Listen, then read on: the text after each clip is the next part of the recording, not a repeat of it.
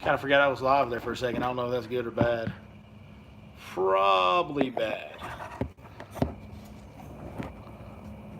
Well, we already got one on Face Space saying what's up. Mr. Todd. Oh, You won't be needing this tomorrow. Listen, That is. you'd be better off to go in my house and go fool around with my kids and my wife or something than you would to try to take my Movement 80X. But like, that's not a great plan. I'm just going to tell you. That's not going to work out for either one of us. Hey, we're live on Dueling Screens. We are live on Facebook. We're live on YouTube. We're doing it up. It's the Guides Network. We got David Ozio in the house. What's up, brother? You are the superstar of magician cameras. We have pieced it together tonight to bring you a live episode of the Guides Network. I could sit here and lie to you and tell you that we thought it'd be cool to do a live episode and it would be fun. And that's all true. Like, I do think it's going to be cool and it's going to be fun to do this live episode and go in depth on instruction and to get the live interaction with the viewers. That's the best part about it. But if we're being honest, it's because we filmed an episode a couple days ago to air tonight, and the audio file was we had no audio. Yeah. We had a little microphone issue. We had A little technical glitch, you might say. Very much so. So now we're hanging out in my garage. We got the door open. It is as beautiful of a fall East Texas night as you could ever hope for. And we've even got the most interesting man in the world right there. Listen, guys, he doesn't always get hung up on a stump, but when he does, he fights it like an 8-pounder for at least 10 seconds. I'm just saying. I've even got my buddy Chris. Come over here and walk behind the couch and say hi to everybody.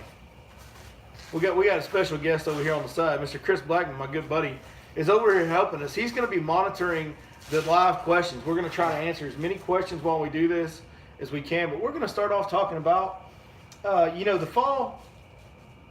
The fall can be awesome for bass fishing, obviously. We have some of our biggest home run days, biggest number days, catch a lot of really big fish. Like, the fall can provide some of the most unbelievable action of the entire year on the right days when the south wind's blowing and it's warm trending and it's good and all that stuff. The fall's unbelievable. The fish are only thinking about one thing this time of year and feeding.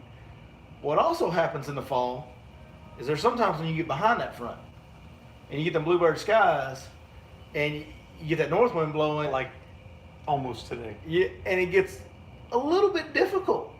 Yeah. Like it can be some of the same time you can have some of the best days of the year, you can have some of the toughest days of the year right there in the same week due to the weather patterns and the changing water conditions and the shock and all that. And to me, one of the best things to do when the fishing gets tough, okay, you can kind of go two ways in my opinion. You can go super finesse, and I know you're that guy. Or you can go super reaction, and I'm kind of that guy. So we've kind of got both ends of the spectrum. We are on opposite ends of the spectrum. Yes, very when it much comes so. to how we're going to attack. I'm the type of guy that I'll monitor and watch the barometric pressure. And the barometric pressure will actually tell me how I'm going to fish that day and whether I'm going to throw some type of crankbait, some type of chatterbait, some type of moving bait, or I'm going to go more finesse with some seriously light line. It's all about the bites. Yep, and I will a lot of times opt to, when we get the high pressure and it gets tough, go to the most hardest vibrating thumping baits that I can and bounce them off every piece of cover, whether I'm ripping a chatterbait or a lipless crankbait out of grass, whether I'm bouncing a square bill or a Movement 80X off of timber, and really try to key in on the reaction bite of that lethargic fish that's just sitting there and lunges at it, and then I got him. Mm-hmm. So there's kind of two ways to do it. You can pick your poison, and it's really about what's most comfortable to you and what your priorities are. Are you trying to catch the most numbers of fish? Well, then the finesse deal is probably going to be your better bet. If you're really trying to target a bigger fish for a tournament or something like that, then sometimes the reaction bite can be your better deal. Yeah, well, I've seen it too when these cold fronts come in and they get tight, the pressure goes up, then the big fish, for some reason, just don't tend to feed as well as the small fish do. Yeah. So it's all about how you want that day to go by. Do you want to catch a bunch of numbers? And really after cold fronts, when you get a big 30, 40 pressure day, what I found in the past is that window of when those fish will bite is sometimes compressed into maybe an hour or an hour and a half, and usually in the afternoons. And your whole day's made in that window. That can be very true in the fall too. That is one thing about the fall in general. It feels like you can have periods of inactivity and then periods of flurries because the fish are grouping up, and so you can cover a lot of water looking for them. And then when you find them, it can get good quick. I know that most of these people probably know, but for some out here that might be watching that don't, You said something. You said the barometric pressure, and you said a 30-30 or a 30-40 day. Can you elaborate on that for us? Well, after the cold fronts come through, the wind blows out of the north quite extreme for at least sometimes 24 to 48 hours. Well, after that wind settles down, all the clouds have cleared out and the wind dies down. Usually when that's the case, then the pressure sets in, the high pressure sets in. I've seen it as high before, and I'll ask Siri every day that I'm on the water, Siri, what is the barometric pressure? And I've seen it as high as 30-60, and that was an insane day. When he's saying 30-30, 30-40, 30, it's 30.30, 30.40, 30.60. 30.60. And so really, what you want in bass fishing is you want it below 30. 29.80, 29.70. Usually before a front comes in, boy, that's your game on. And that's one of the reasons why they say that the fishing's always better prior to a front. And it's usually when the clouds start to roll in, pressure starts to drop, then those fish will feed up because they have a tendency to sense that high pressure is coming within a day or two, and they're just not going to feed as good, especially the big fish. Yep. Agreed. So we're going to break into some technique specific stuff. Before we do that, Chris, we got a couple questions we can answer for the people. Any crawl patterns present themselves yet? Any crawl patterns? Right now, I have stayed focused on shad, but we actually the episode that you guys will see on Monday, we filmed it today, and I actually talked to David about this while we were on the water today. I said, it's about time. The water temps are getting there. It's about time to start pulling out those crawl pattern baits. Exactly. And I asked him today. I made a mention of it about red. And I said, I'm looking at this graph. It said 65 degrees temp on the water today. And I'm digging in a box. I'm sort of thinking, we need to put a red lipless bait on and give it a ride, because I fish Sam Rayburn a lot. I fish Toledo Bend a lot. And during this early fall time, we've caught some good fish, at this water temperature. And that's the key thing. Water temperature a lot of times will make the decision as to what you're going to throw. Yeah, and so for me, I just let the fish tell me. So, we come out of summer and we're early fall and we're focused on shad pattern. Well, when I start struggling with the shad patterns, that's usually when I switch. That's usually when I start experimenting. So right now, we're still catching a good amount of fish every day on the shad patterns. Mm-hmm. So for me, until we have a day where we're not really catching on the shad patterns, then I'll switch, and I'll experiment a little bit. But, that's one thing that's always important, guys, is to pay real close attention to every bite you get as much as you can, and to just try not to outthink yourself and try to listen to what the fish are telling you. If they're still biting that shad pattern, don't change to that crawlbait. But if you're not catching them on that shad pattern, be experimental. Try that crawlbait. Heck, I've seen times in the middle of summer where you'll catch them on the red trap. So it does happen. It's summertime. I've seen even throwing a chrome trap, even before the shad are even moving, and we've had insanely good days on Sam Rayburn, Toledo Bend, and on Fork using a chrome trap. Any more questions? No, I'm sure we got plenty. Yeah, best finesse swim bait and rigging for a numbers bait. Happy medium. Best finesse swim bait and rigging. So it's going to be the Smash Tail Junior without a doubt for me. Smash Tail Junior on a 3/0 owner flashy swimmer. Teacher, put me in. Go. We just did a spot on this really a couple of weeks ago, and the flashy swimmer made by owner. You can put a variety of swim baits on it. We really like the Smash Tech, and that's what I threw actually today was a Smash Tech. Yeah, the Smash Tail Junior. Smash Tail Junior on a 3/0 flashy swimmer, and I turned that thing a lot today. Usually in the fall, when those shad are moving in the backs of those creeks, they're running those banks, and matter of fact, when I was on the water this afternoon over here at Fork, after we got back from our little adventure today, the fish were busting and back in this one pocket that I was in, and that is the prime time that you want to throw a bait like that at them. Now, on Fork, I wouldn't recommend this. I would recommend the owner flashy swimmer on Lake Fork, and a lot of these East Texas lakes that have grass and wood and vegetation of all different kinds. But if you happen to fish maybe a Fort Worth area lake or a West Texas lake, and you've got more open water, then what you want to do, now this is a big version. This is a bigger sized version for deeper water applications. Yeah. But what you want to do is get you a 1/4 ounce, 6 cents Divine underspin head, okay? And rig it on that with that thin wire open hook. Yeah. And that's an even better, to me, finesse presentation in open water, because you got that open hook, and when those finicky fish aren't really eating the bait all the way, you'll catch more of them on that open hook than you will on that weedless. So if you don't have to use a weedless to stay snag free, go get you a Divine underspin head, and that sucker will get out. I should preface what I said, because using that flashy swimmer, I'm talking shallow in vegetation. Yeah. I'm talking anything shallow. He brings out this one where it's an underspin type of bait also, but it's an open water bait. And we talked a lot today on a video that will be aired coming up when about the That'll be next Wednesday. next Wednesday. We talked a lot today about the certain structures in the fall that you're going to fish that type of bait on. And matter of fact, Yeah, well, today we didn't even bring that one up. No, we didn't. But that is a great bait to throw on those deep structures. Absolutely. But the bigger version. But and I don't know, maybe miss it, but what I was trying to say was if you're on a clear water lake, an open water lake, a Right. rocky lake,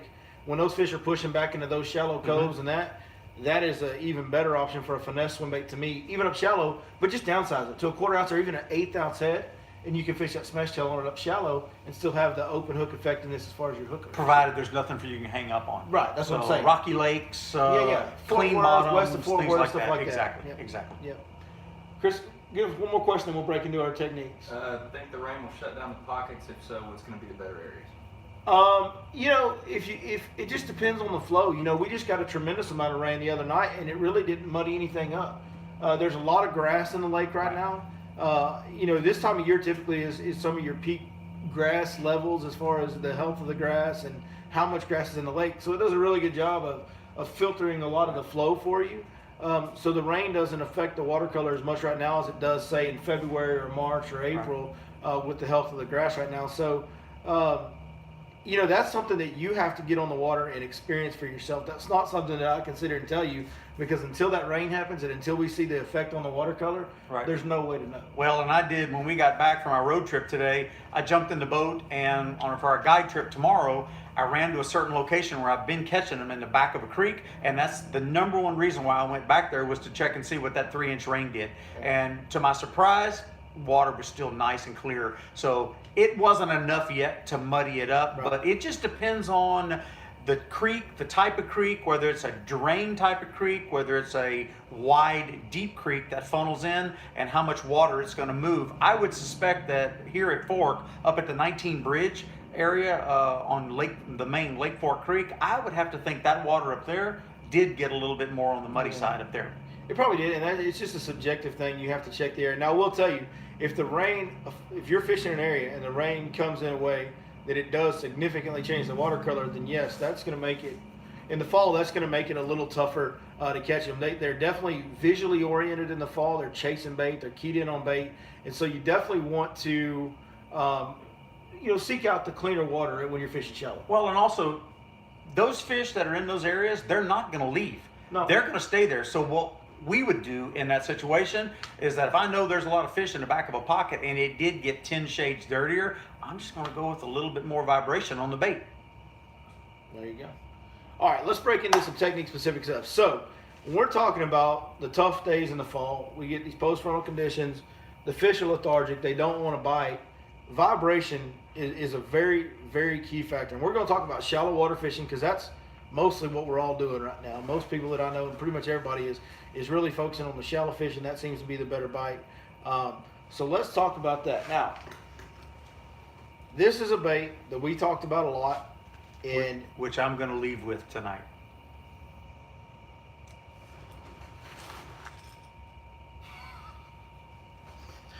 The Movement 80X, 6 cents Movement 80X, very shallow diving crankbait. Only runs about 2 foot deep at the deepest, but I'm gonna tell you guys, this bait will deflect off hard cover better than any bait I've ever thrown in my life. As you can see with 6 cents, everything they do, just a beautiful paint job. Beautiful paint job. You'll notice that color right there. It's got a little greenish, brownish tint on the back. I don't know why that's just a deal that I have confidence in out here on Lake Fork. I look for green or brown backed shad pattern crankbaits. I don't even know what the name of this color is. 6 cents has so many awesome detailed colors, but get you one that you like, that is a shad pattern that you have confidence in, and go with it. But the big deal about this bait is, if you'll look at this bait, if you look at a square bill, hand me a square bill right there. Oh, well, that's a mess. If y'all can hear, he is shaking the fire out of that square bill. Okay, so we're gonna look at this square bill right here. If you look at that square bill, the bill is the same width almost as the body. If you look at this bait right here, the bill is significantly wider than the body, and I think that has a lot to do with why and how it deflects as good as it does. This bait also has a more elongated body than most of your square bills. Most of your square bills will be a fatter head and a sharper taper to a teardrop shape. This one has an elongated shape. That longer body gives that bait more swing, more wide wobble, and with that wide bill, it really, I mean, you've never had another shallow diving crankbait that vibrates like this one does. You just don't. And that head is swinging so hard and so wide, and that bill is always sticking out outside of that head. And so when you've got a piece of standing timber and it comes up here swinging as hard as it is, when it hits this, it will jump. Just, I've never seen another bait where it goes boom and jumps. I mean, this bait will jump 6-8 inches at times. And that's exactly what's going to trigger the strike too. And when those fish are super, that's why I was talking about this one first, because when those fish are super lethargic after a front, the bigger deflection you can get, the better chance you have of getting one of these really big bass to go ahead and react to that bait and lunge at it. And then once he lunges at it with this bait, you kind of got him. So that's the deal, guys. Finding a bait that'll deflect off cover. I think 6 Sense Fishing does it as good as anybody. I think this is the best deflecting shallow crankbait. I've never heard anybody disagree with me that's fished it. How deep does that one dive? Only about 2 foot. 2 foot? Okay. About 2 foot. It's a super shallow bait, but it's just caught a million big fish. And like I said, everybody that's fished it, it deflects as good or better than anything out there. So that's my number one choice. If I'm trying to catch a big fish on a post frontal day, I'm absolutely fishing this. Actually, the gentleman sitting to my left, back before this bait was even a thing, I was fortunate to be one of the very first people to have this bait in my hands. And it was the middle of winter post frontal, like January post frontal, and we'd go fishing this 2 foot diving crankbait, and it would deflect so well that we could get reaction bites from big fish even then. So, you know, I knew right then, Chris remembers this, I knew right then that this was going to be a big deal. This bait was a big deal. So if you don't own a Movement 80X, you're really doing yourself a disservice. You can find them at 6sensefishing.com, and when you do go there, we've got a discount code for you guys. Punch in the code Your Lake Fork Guide. You'll get a 10% discount on anything you want to order there. So that's my first pick.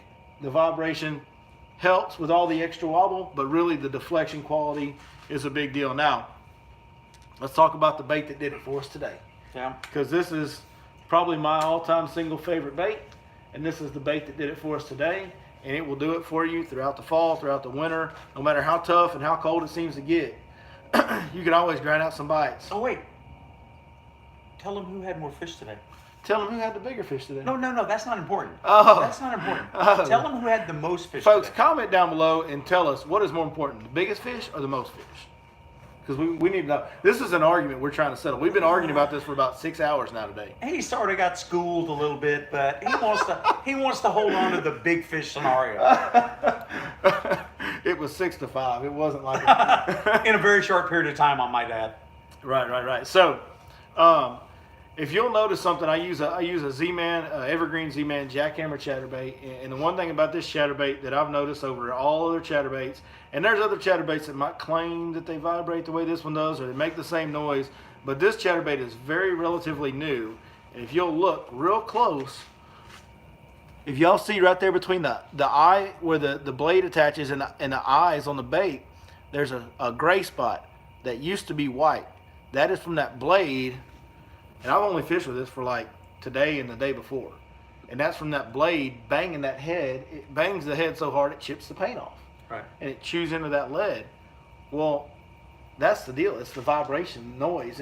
And when you've got that thing hitting like that, there's so much vibration there that it causes those fish to react in these tougher conditions. I've heard them before in the swimming pool, and it ticks. It's got a loud ticking noise to it. Along with the vibration, you add both that combination together, and it's going to draw some attention as it did today. And this, we've got it paired up for the fall period right now. We've got it paired up with a Smash Tail Junior on this as well. Just, you know, I think swim bait trailers are the best way to go on chatterbaits in the fall, and I think this is about as good a one as you can find anywhere on the market. Grass is a big deal with this. I want to fish this around grass. I want it to contact the grass, and I want it to rip out. And I just switched all my chatterbait rods over to braid last night. Mm-hmm. And I did that because it's the time of year where, man, you're not ever gonna be able to really get too many bites on it. For me, I don't get a lot of bites on it unless I'm hitting grass. And around here where we have the grass, I'm gonna be throwing this chatterbait in grass. So I switched it over to braid, makes it a little easier. I can fish it a little more efficiently in the grass with the braid. The big thing is you got to be careful when you do that. If you're gonna fish it on braid, you got to kind of feather your hook set. You can't just go to jerking on them and snatching on them. You'll rip it away with no stretch on that braid. So you got to kind of let them load up like a crankbait and just kind of pull into them with that reel handle a little bit more than you do if you're fishing fluorocarbon. You can get away with setting on it. And what I used today was a medium heavy rod, and Yep, that's I what had this is. 15-pound line on it. And I was using fluorocarbon, and fluorocarbon is about 30%, you know, a little bit more rigid than mono is, but it was still enough. And the way that I do it, and I watched him today and his presentation, how he does it, but I've learned over time that when I make a long cast, I'm just going to pay attention to the tip of the rod by feel, and I'm reeling it slow enough till it touches the grass. I'll speed it up a little bit more and then feather it, slow it back down. I want it to stay in contact with that grass. I don't want it to bog in the grass, but I don't want to be running it up high above the grass. I want it contacting that grass. And I mean, today when they hit that thing, wow, Yeah. it was It was jolting. fun. It was a fun bite today. Yeah, we weren't out there for very long today, and we got a good amount of fish. So it was a good time today. And that chatterbait is just so steady. I mean, it's just so dependable to me. It's like there's just not many days that you're going to go. If you go throw a chatterbait all day, there's very, very few days that you're not going to catch fish. Yeah. Even Well, with post front or whatever. Absolutely. Well, too, you said the key thing. I was going to say post frontal is really Yeah.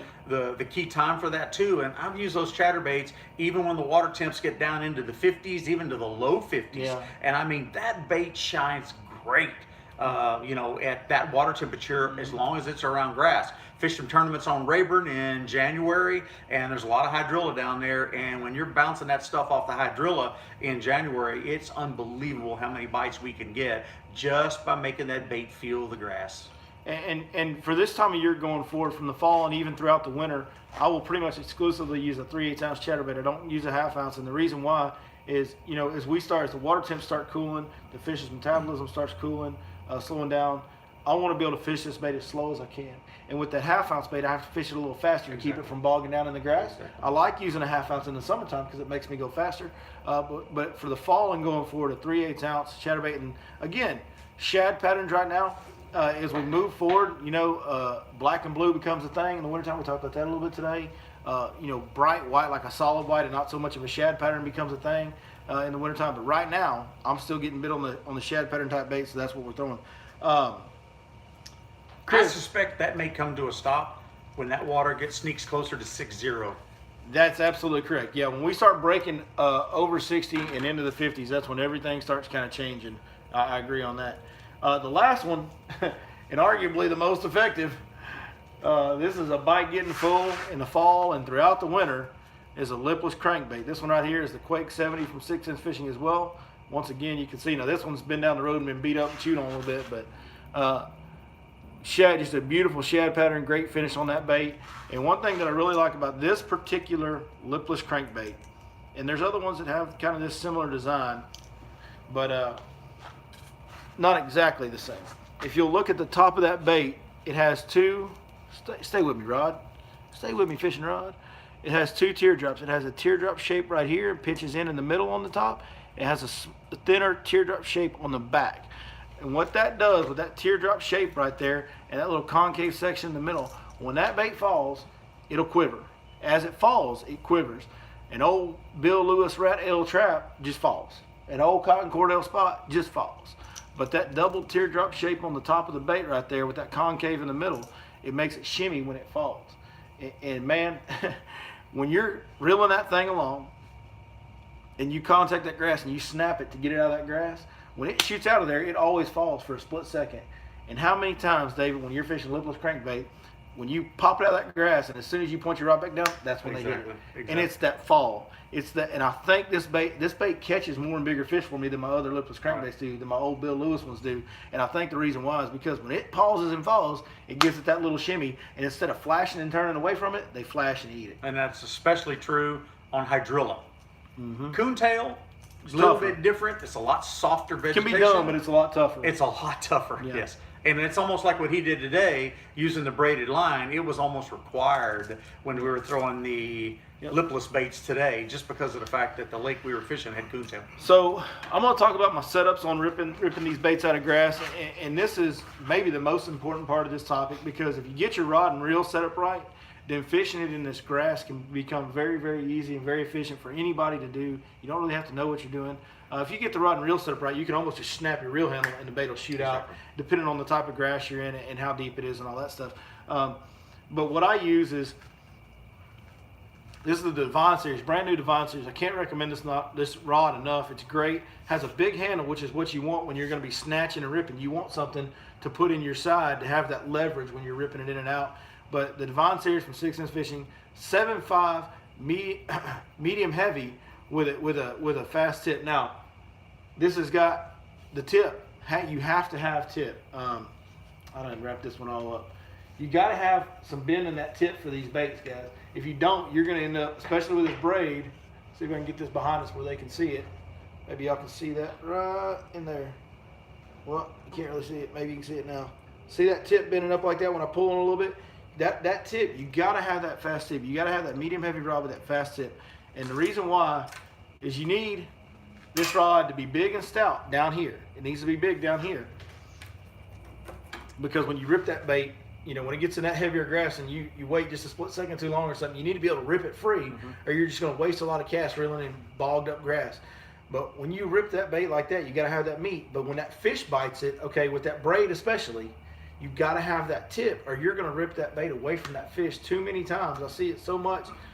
If the rod's too stiff, man, it becomes really, really hard to hook up fish on a chatterbait and a lipless crankbait. I fish both of these baits that I'm ripping out of grass on the exact same setup. The other thing I do is I put on 30-pound braid.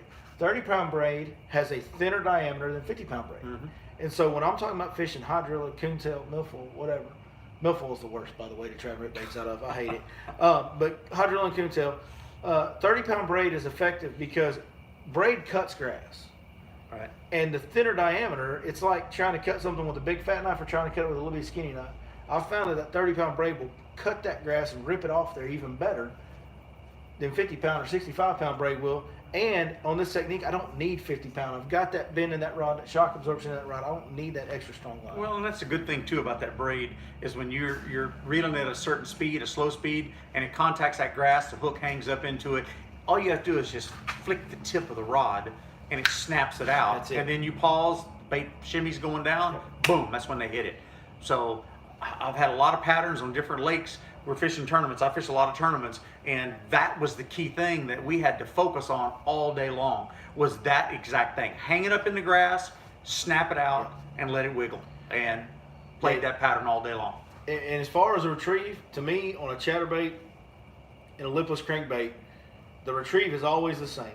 You can affect the overall speed with how you do it based on the weight of the bait that you use. Whether it's a 1/4 ounce lipless crankbait, a 1/2 ounce, a 3/4 ounce, or 1 ounce, or whether it's a 3/8 or 1/2 ounce or whatever size chatterbait you want to use, that's how you affect the speed that you fish it at. But the retrieve is always the same. You throw it out there, you kind of point your rod straight out in front of you at it. You don't want your rod down, you don't want your rod real high. You want to point your rod out because that's going to give you leverage when you need to snap it. If you have your rod up high, you have no power to rip that bait out of grass. And then you're going to start reeling pretty fast, and then you'll just slowly dial it down and just ease it down and feather it down until as soon as you start to feel the slightest pressure from grass, speed it up a little bit, give it a little snap, and then speed it up, and then start feathering it back down again. So for me, I'm always speeding up, slowing down, speeding up, slowing down, reaching that grass, shooting out of it, then slowing down. Yep. That's how I fish it every time. Hey, I'm going to throw you a curveball. I've even seen it before, especially on some of these other lakes that have I'm really not, good I'm not a great hydrilla. curveball hitter for the record. Well, this one Kind of is like the interesting. Astros. That in 48 to 53 degree water, I've seen it before where maybe the day before front, we've had to burn that lipless crankbait or the lipless rattle trap, literally smoking it with a 7.3 to 1 reel, and that's the way that they wanted it. Yeah, it does. Sometimes makes you scratch your head going, why in that water temperature? But these are prior cold front pattern, not necessarily a post cold front pattern when that actually works. And so trying a little bit of everything when you're on the water makes all the difference in the world. Don't get groomed into just chunking and winding. Like he's telling you, use the tip of that rod to feel that bait through that grass, and then play with different retrieves. Let the fish tell you what they want. And if you get that setup right, that's going to make it, especially if you're not used to fishing a bait in grass, you're probably going to get frustrated with it at times. It's going to get bogged down. You're going to be frustrated. But if you get the right setup, it's going to be so much easier. And then once you get good, you'll even be able to feel it coming, and you snap your reel handle and it'll go. But having that setup right is going to make it so much easier on you to learn how to do this and to get effective at it. Let's rapid fire some questions. Do as many of those as we can, Chris. You answered the setup. How often should I change my 20-pound CR red level fluoro? Well, that's going to depend on how often you fish. I've got my opinion of that. If you keep your line stretched a lot, you can leave it on there longer. Exactly. If it sits in your garage for a month at a time, you're going to need to change it out pretty often. On the spool, it'll memorize, and I'm going to tell you what, it becomes a huge pain. So you have to go hang on to some lunkers to get that thing stretched. And if you've got the... Or just do the Dos Equis thing and find a tree stump. You know? There you go. Yeah, that's exactly right. But That's I've what found Chris too does. that if I get a lot of memory on the line, what you can do is, and you say you're pulling out a backlash, and you'll see all those kinks in the line. You can grab the line between your hands and tug it real hard, and it'll just absolutely make it lay perfectly flat. You pull in some more line. You'd have to make a lot of tugs on it, but take all those kinks, pull it real hard, the memory comes right out. Now, it won't stay out, but as soon as it gets back on the spool, it's going to memorize again over time. So I got a great, I found, hopefully you guys will find it funny and entertaining, but one of the funniest things was my old buddy Zach Watts, which many of the guys that watch the channel are going to know Zach. But he is just old neck, man. South Louisiana, backwoods, hunting and fishing sucker, man. And, he grew up out in the country, and all them folks down there in South Louisiana, they're all real, man, they're tighter than the Dolphins, but you know what I'm saying? Like watertight. That's pretty tight. Yeah, that's pretty tight. So they just don't ever want to spend no money on nothing, And Zach would take fishing poles that had been sitting up if he ain't been at the fish camp for a month or so. And I used to go out to his camper a long time ago, before I was getting all that. Me and Zach go paddle around fishing together. And we'd get to his camper, and he'd start pulling his poles out, and he'd make me go stand out way out in front of his deck, and I'd have to walk his line out there and hold on to his line, and he would pull on it from the rod up on the deck. To get the memory out. To stretch the line, because it'd been sitting in there. Right. Oh, it does work too. Because he didn't want to replace that line. I have done it. I've hooked it onto something and back out about 100 yards and just almost to the point of breaking, and boy, you can reel it right back up. The answer to your question is it's subjective on how much you fish, and the ironic part is the guys that use their line every day like we do, our line actually lasts a lot longer than yours will. Right, exactly. Well, some more than others. Do you ever fish braid to leader? Braid to leader on these techniques, no. I know David does on a spinning rod for that type of stuff, but on these techniques, no, I never use a leader on these techniques. On a moving bait look, this is what that fish sees. Are y'all ready? This is what that fish sees. Was that on braid or fluorocarbon? Nobody knows. So no, I don't. To answer your question on that, I will use braid to leader, mostly on a spinning rod, but not on a chatterbait. No, only on finesse. For a shaky head, for a drop shot, something like that, and I'll tie an FG knot to connect the two. I've tested that on a line tester, and that FG knot is bulletproof. It's very difficult to tie, but it works perfectly. Yep. Got another one, Chris? Most bite getting bait right now. Most bite getting bait right now. Today it was the chatterbait. Over the last week to 10 days, it's been the lipless crankbait for me. Yes. It'll be one of the two, and actually the water temperature dictated that. And the shad are moving, and they've been moving here for a little while, but as the water's cooling, I even saw shad flicking around this afternoon when I was out there at 5 o'clock, 5:30. Yeah. And so that lipless crankbait is a money bait. Another thing, we talked about this a little bit today too. If you've got all day and you don't have to be anywhere in the evenings, don't necessarily be in a hurry to get to the lake. That afternoon bite can tend to be a little bit better than that morning bite right now. Colder the water gets, the later in the day I start. And that's a given. Just for the fact that the afternoon bite, the water will tend to warm just a little bit, and that's all it takes for those fish to turn on, and most of the time it's in the afternoon. When I have a guide trip in the winter, I'm always going to start late and fish till dark. John asked, he's throwing a 3.8 contact on a Divine 1/4 ounce underspin. Several fish have tried to take my rod away from me without getting hooked. What's the deal? Well, and you're probably going to call me a liar, but what usually that is, in that situation, you're fishing that Divine underspin and you're feeling a hard thump and you're not getting a hook up. Usually what that is that a smaller fish or white bass hitting your blade underneath your bait. They will come up and literally jerk that blade. inspect your blade. See if you maybe have a teeth mark or two on that blade. If you do, that's what's going on. If not, you know, the only thing that you can do is maybe change colors. I was going to say, did you say a specific color, Chris? No. He just, Maybe change your color. Maybe change the size of the blade. Something to get them. Maybe they're just coming up and swiping at it, not committing to it all the way. And you got to do something to get them to go ahead and commit, eat that bait. And the other thing is make sure that with that underspin, make sure you have a rod with plenty of bend. You can almost get away with throwing that on a medium action rod. It's got a real thin wire hook. You want to make sure that your rod is such that when you feel that bite, you don't jerk it away from them, and that you're giving them the time they need to get that bait before you rip it away from them. So maybe downsize your line, maybe downsize your rod a little bit, but also play with the color, play with the blade size, and see if that'll get them to commit. Color, I think that's the number one deal as far as I'm concerned. But also too, I mean, wait till that rod loads up, thump it. And I noticed you doing that today, and he even mentioned it. And I mean, thump, and then he's sitting on it just for a second, and then leans on it. Just keep reeling until you feel the weight, and then lean in. Chatterbait or underspin right now if you had to pick. Oh boy, that's tough. We're in between on that. That's I think tough. both will work right now. But the cooler the water gets, I'm going to lean more to the chatterbait. If it's on a warming day prior to a cold front, I think that underspin can deliver the goods. You know, a week ago I would have said underspin, hands down. For me personally on Lake Fork specifically, a week ago I would have said underspin. Today I'd probably say chatterbait. It's gravitating Here's the deal. more to the chatterbait right now. Here's the deal. They're all going, like this. All these shad looking baits that we're showing you and talking about with these little swim baits and stuff like that, they're all on the deck of my boat right now every day. And I'm going to throw them all until they tell me which one they like. Absolutely. Yep. Absolutely. You fish the movement 80 weight. Well, I shouldn't. Listen, I'm going to be this is not me. But here's the deal. I pride myself on being real honest with you guys. And yes, I plug the baits that I use, and I tell you guys to go buy 6 Sense products because I believe in them and all that. I'm going to prove it to you right now. I do not use the movement 80 wake bait, and I'm going to tell you why. All I got to do is hold my rod tip up, and this is a movement 80 wake bait. If I hold my rod tip real high and just slow it down, this becomes a wake bait, especially on short to medium distant casts. If you cast it out too far, it won't stay up.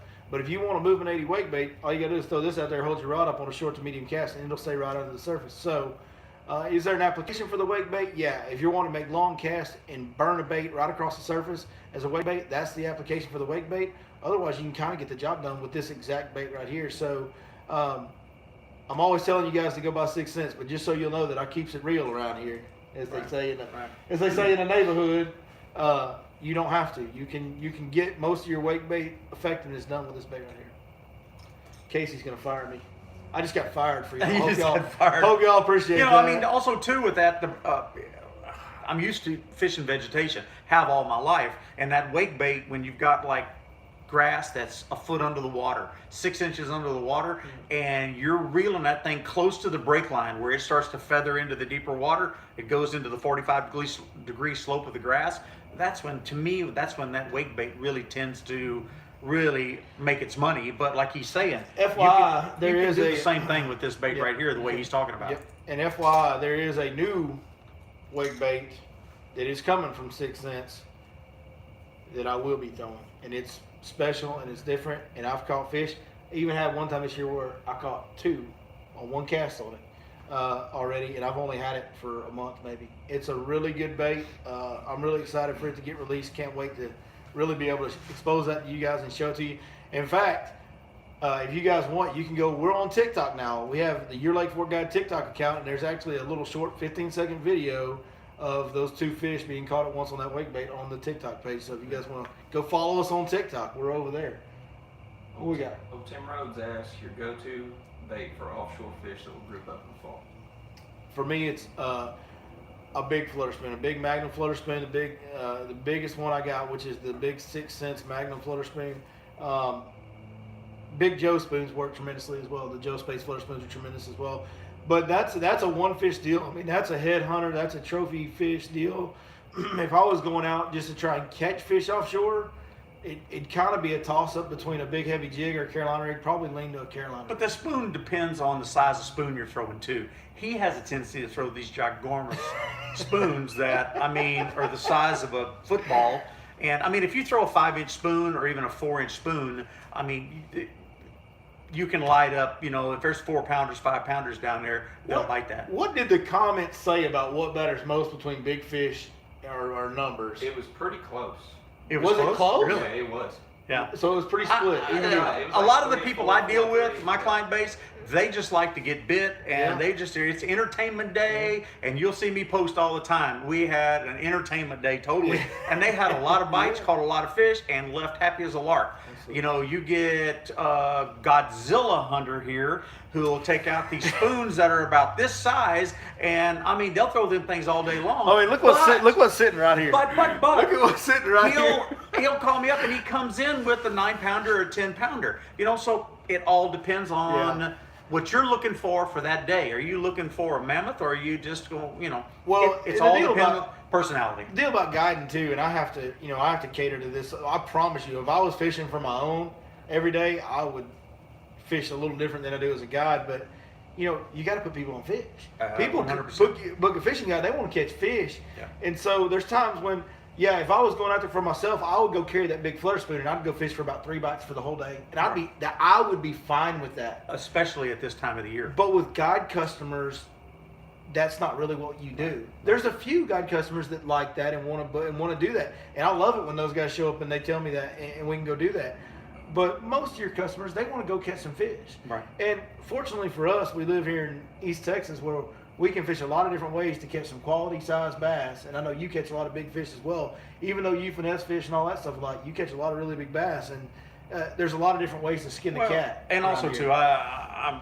I'm known to use a drop shot a lot, and I've caught a lot of 10-pounders.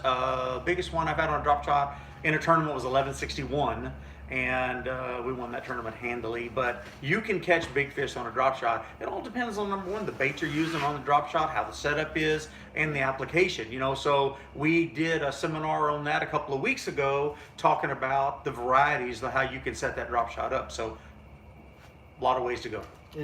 Is this thing still going? He said drop shot, and I tell you that. I'm sorry. He doesn't have a drop shot in his boat. Man, golly, I don't think he knows how to spell it. I don't know what it is about me and that drop shot. I don't want nothing. No, to do with it. wait. Let's clarify. He is a staunch power fisherman. I am. He hands Reaction down, bait, hands reaction down bait, power reaction bait. fisherman. And over time, my client base, who likes to get a lot of bites, you know, we gravitated towards that type of deal, especially with light line, and it works great for more bites. And so it just depends on. Now, I got clients that'll come out and, you know, they're wanting to throw some crankbaits, chatterbaits, or whatever the case. Granted, we'll power fish all day long. You know, it just depends on what the client base wants. But he, in general, will swing for the fence. And I'm a moving bait guy. Like I like to move. I like to chunk. I chunk in one of most days. What we got? What about top waters in the fall? Well, you know, we just did a big seminar last week. We did 2 seminar videos about all different types of topwater baits, and a lot of different topwater baits can work. And you know, maybe 2 of the best are the blade baits. The buzz bait and the whopper plopper can be phenomenal in the fall. And again, if you think about what we're talking about a lot of vibration under the water. Boy, that whopper plopper puts out a lot of vibration and disturbance on the surface, and the buzz bait as well. Me and Ronnie did the last seminar on those type of baits, and we talked about the walking baits and the poppers and all that stuff. But yeah, guys, here's the thing about the fall. The fall is the toughest time of year for me to sit here and tell you, hey, go throw this bait and this bait, because there is so many things that can work in the fall. That's right. You can catch them on weightless plastics. You can catch them on Texas. Well, and the you beauty can catch of them on that- jigs. The beauty of that is the water temperature, because when you have, especially now, 62 to 70 degree water temp, hey, that's a comfort zone for a fish, and that top water will work all day long if, number one, the fish are looking up. And if they're feeding up, then that thing will work great. And all you have to do is throw it for a while, and that'll tell you. Yeah, the good thing about the fall is they'll tell on themselves, because they'll get real shallow and they'll chase that bait on the surface. And when they're doing that, it doesn't matter how bright it is. It doesn't matter what. It's never a bad time to throw a topwater when you see a significant amount of surface activity going on. Are we getting comments from both Facebook and YouTube, bud? YouTube. Get comments from Facebook too. Oh, you don't have Facebook? I mean, I do. The sucker said I don't have Facebook. No, I'm saying. It's not there on his screen. Okay, well just read me another question and then go open your Facebook while we're answering the next one. It isn't. Oh. I'm not getting questions on Facebook. There's no questions on Facebook? Facebook peeps, where y'all at? Ask me some questions on FaceSpace, baby. Let's go. There's one. Something just popped up right there on Facebook. Okay, give me another question, Chris. All right. Just about everything. Okay, we're caught up to questions? Yep. Beautiful. Hey, man, we appreciate you guys joining us tonight. Check this out. We're going to be live tomorrow night for my top 5 baits for this week. You're going to hear a lot about these baits we talked about tonight, but I'll answer more of your questions. That'll be only on YouTube, as we do every Thursday night at 8:30 p.m. Seminar this Friday, free seminar, Lake Fork Marina, more in-depth instruction. You can come see us in person. We'd love to meet you, get to talk to you in person. You can ask us any questions you got about fishing, about football, about the Astros choking. I'm so mad at my Astros right now. I hope the score is like 5-2 Astros right now. We are both from the Southeast Texas region originally, and both Astros fans, and so 2-2. we're both not. It's what? 2-2. It's 2-2. Oh, sweet! We gotta go. We gotta go watch the World Series. They're back in the game. But yeah, Friday night, 6 p.m. at Lake Fork Marina. Free seminar, open to the public. If you're in the area, we'd absolutely love to meet you. David's gonna be there. He's gonna have something special lined up, break down a topic in depth, and give you guys some great instruction. So come on out and see us if you get a chance. Hey, David. All right, buddy. Always remember too, peeps. Our goal is to help you. That's right. To fish better, That's right. more often, and that's the goal of this whole thing right here. We want to make you better players. That's it. Hey, loving our fellow man and helping each other catch more fish. That's what we do, right? You're all right, dude. That's what we try to do around here. So, hey, most importantly, man, thank each and every one of you guys so much for watching tonight. We appreciate every single thing that you guys do to help us build this community in the ways that y'all do. So we appreciate it, and we'll see you guys next time. Don't say nothing dumb. We're still live. How do I...